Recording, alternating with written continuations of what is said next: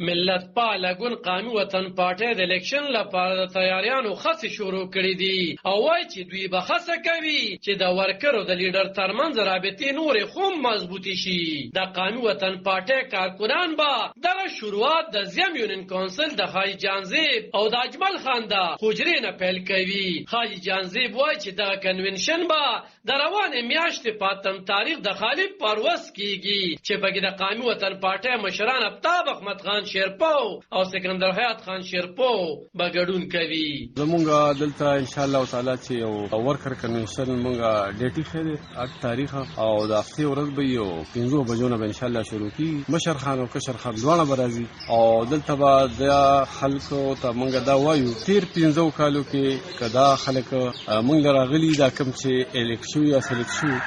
او یا دا علاقه ټول یتیم پاتې شوې ده. په هر لیول سره ګیس نشته، بجلی نشته، تپوس د چانو کو خانانو سره اختیار نشته. بلکې ان شاء الله تعالی دا ټول خبرې به مغزه کې کیږي په میدان باندې خان باندې ټول سره ګل ملکی او یو مقور کو چې ورکر او لیډر خپل مسکینی او د آینده لپاره یو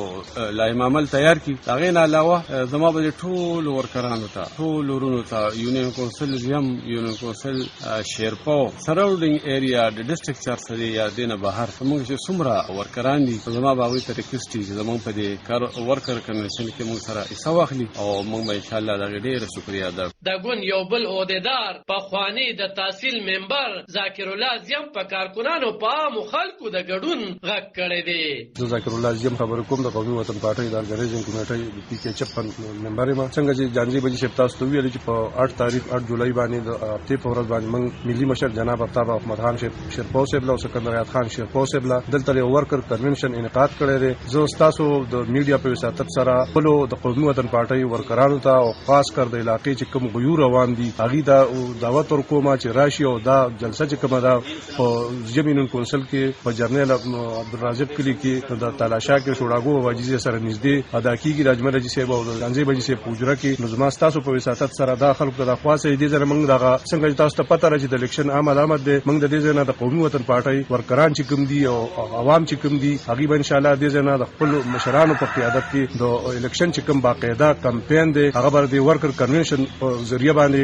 شروع کوم د دې نه ان شاء الله نو زه تاسو په وساتت سره د علاقې عوامو ته خپل ورکرانو ته دا پیغام ورکوم چې راشي او دا پروګرام ډیر ښه طریقې سره کامیاب کړي. دا په داسې خار کې چې د مرکزی حکومت په خپل وخت د الیکشن کولو اراده څرګنده کړې ده او وايي چې الیکشن د مسلو حل دی. خو مولسته دغه خواست کیږي چې داسې نمائندگان دې منتخب کړي کم چې په حقیقي معنو کې خدمت کوي نه چې په ملک کې ورونه او نفرتونه خوروي. علب خان شیرپو دلبر نیوز 400 ملت